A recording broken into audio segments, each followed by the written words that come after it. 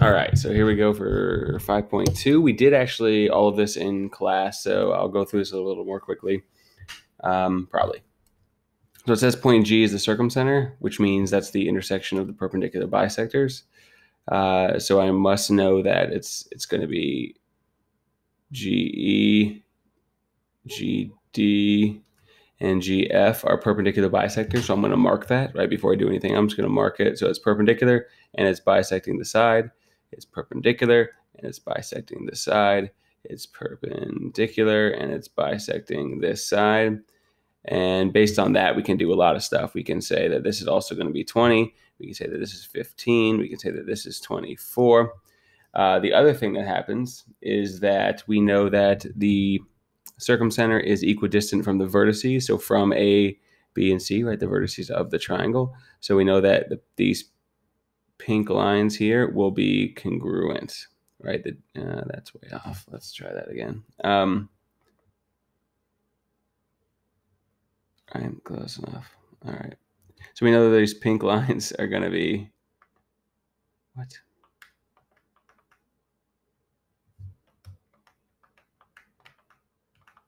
I don't know what's happening. All right, let's just redraw this thing.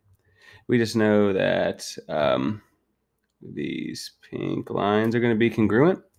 And we know that because that's sort of the rule here. So if it's 25, again, we sort of know that they're all going to be congruent there. So we pretty much marked everything. And now we can almost just go through and find everything that we need, right? So if it asks me for it asked me for AG, well, I know that it's equidistant to GC. Okay, BD is going to be 20. I already drew that in. CF is going to be 24. AB is going to be 40. CE is going to be 15. AC is going to be 48. The measure of angle ADG, we know that's going to be a right angle in there. So that's 90 degrees is the measure. And then it asked me for BG.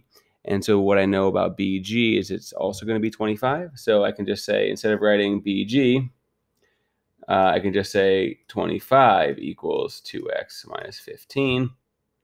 And we get 2x equals 40. And so we get x equals 20. All right. So the idea is once you mark everything based on what you know about the circumcenter, it becomes super easy to do. I hope that was the only problem on that page. I don't know. Okay. All right. The next one, it says it's the incenter. So we know T is the incenter, which is the point of concurrency of angle bisectors, which we should definitely know. And so angle bisectors, are going to be the ones that go to the angle of the triangle. So this pink one is going to be an angle bisector. This one is going to be an angle bisector. So it's bisecting the angle of the triangle. And then finally, this one kind of is also, it's hard to draw straight, people. Sorry. All right, but that one's also going to be an angle bisector. And so I'm just going to, again, mark everything. But the one other thing that I know about angle bisectors is that the distance from the angle bisectors to the sides are going to be the same. So it's going to be equidistant to the sides. So we got 15 here. So that's going to be 15. That's going to be 15. And I can leave it marked or do that. That's fine. All right. So that's it. So it asked me what ST is. Well, ST is going to be 15. And also I know TU is going to be 15. So I can just replace it by saying, so 15 equals 2x minus 1. So we get 16 equals 2x. In other words, x equals 8. It's saying if the measure of PRT is 24, then what's QRT? Well, QRT is this other angle over here. So we know it's going to be 24. And RPQ is this whole angle up here, but it says that if RPQ is 62, so this whole angle is 62, I'll just write it on the outside, then what is RPT? And RPT is sort of this angle right here. We know it's 62.5 or 31. Okay. And I think we did these also in class, possibly. All right. All right, so it says that all of these are perpendicular bisectors, which means that N would be the circumcenter. We should definitely know that. So then it asked me for N R. So NR is going to be, well, it's a distance from the circumcenter to the edge, so I know that all of these are going to be the same, right? So in other words, I know one of them is 5.64, so is NR, 5.64. RV. Well, we know RV, if all of these are perpendicular bisectors, and again, it's going to be this, and this are all perpendicular, and then again, bisectors, just mark them all perpendicular and bisectors. So we know that that's going to be 5.47. We know that TR is going to be 3.95. We know that QN is going to be 5.64. All right. Next one. It says we want to find the distance from point F to CD. So that's going to look something like, remember, it's a perpendicular distance, so it's going to look something like that. And it's going to be a perpendicular distance. So that's what we want to find. Now, we do know that it's going to be the same as all the other perpendicular distances to the side. So like that, but also this one, which is already drawn as 42.1. So that's got to be it.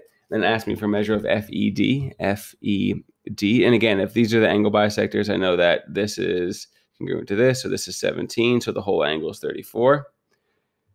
I know that this is 54. It says it inside as well, but I marked it. And then we know that this is bisecting the angle. And we want FED. So we actually want this angle right here. So what I can do is find the whole angle by just adding these up, and that would be 88. And so we get 92 for the whole thing. So each one has to be 46, right? If I split it in half, each one has to be 46. So it's going to be 46 degrees. All right, let's go to the next one. Again, dy is a perpendicular. It says this, and this are the perpendicular bisectors. So I'm going to mark them perpendicular and bisectors, and then perpendicular and bisectors, and perpendicular and bisectors. Okay, so we do know then that the distances from that circumcenter, which is what y would be, to the edge are going to be congruent. So it asked me for CF. So CF I know is going to be 59.7. Just based on my markings. Again, once I marked them, it's pretty easy here.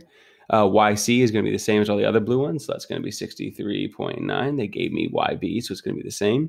DB is going to be 62.8 because we already marked it, actually. And then AY is also going to be the distance. So it's going to be, or sorry, for the distance from the circumcenter to the vertex. So we know it's going to be 63.9 as well. All right. It says tell whether each segment lies on a perpendicular bisector, angle bisector, or neither. Okay, so AE, again, you can tell that it's an angle bisector with the marking, so it's going to be angle bisector. DG is going to be well, you can see that it's perpendicular, and it's at the midpoint, right? So we know that that's going to be a perpendicular bisector. BG. Let's see, BG is an angle bisector. CR goes to a vertex, but I don't know that it bisects this angle, so I can't actually say that. Actually, no, I can't actually say that. This is, because I know that BR and AR are both angle bisectors, so I know that point R has to be the incenter. So I mean, CR has to be an angle bisector because it goes from a vertex to the incenter. So if it goes from the vertex to the incenter, it has to bisect the angle. So it's going to be an angle bisector, even though it doesn't look like we can at first. With a little bit of reasoning, we can get there. FR is perpendicular, but it's not a bisector. So we're going to say neither. Oops, I forgot that. And then DR is it goes to the midpoint, so it's a bisector, but it's not perpendicular, so that's going to be neither as well. Okay, a couple more here before we get to the last page we did in class, so I'm not going to go over that, but if you have questions on it, you definitely should ask. It says P is the incenter, so which must be true. If this is the incenter, again, we know that the distances are going to be congruent. And we know that angles have to be bisected. So it looks like we're all dealing with segments. So I should be, let's see, PA is PB. Nope. YA, nope. PX and PY are congruent, or their measures are equal? Absolutely. All right. The angle bisectors of a triangle intersect a point outside the triangle. That is going to be never. Angle bisectors form or in center, which are always going to be in the center, regardless of type of triangle. An angle bisector of a triangle bisects the opposite side. That would be sometimes. It doesn't have to for sure, but it could in the situation of like a isosceles triangle or equilateral triangle. A perpendicular of a triangle passes through the opposite vertex. That also is sometimes. And again, just to, I'll show the other one too. So let's look at this. I know I showed most of these in class, but if I have an angle bisector here, right, it doesn't have to go through, like, let's say it's an angle bisector. It doesn't have to go through the middle, but at the same time, right, it could, right? If this was an angle bisector, it could actually, end up going through the middle here. If I could draw straight, right? It could, right? So that's why sometimes the perpendicular bisector, the same type of thing, right? It's possible that this line, that goes through the vertex is perpendicular and a bisector, but also it's possible, that it's perpendicular and it's a bisector and then it doesn't go through it, right? So that's why it's sometimes. It says the incenter of a right triangle is on the triangle. The incenter is always going to be in the middle, so that's going to be never. And then the circumcenter of a scalene triangle is inside. Now, the fact that it's scalene doesn't matter. It's always it matters if it's right, obtuse, or acute. In other words, it's classifying the triangle by its angles, not by its sides. So sort of it doesn't really matter what kind of scalene, because you can have a right scalene, an obtuse scalene, or an acute scalene. So it really doesn't matter. So this is going to be sometimes, because circumcenter sometimes can be in, sometimes can be on, and sometimes can be outside. But again, if that scalene triangle is acute, then it would be inside. So that's going to be sometimes. All right. And like I said, we did the other ones. We should definitely make sure we did those.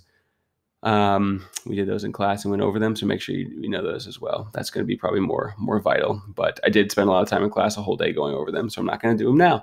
All right. See you on the next one.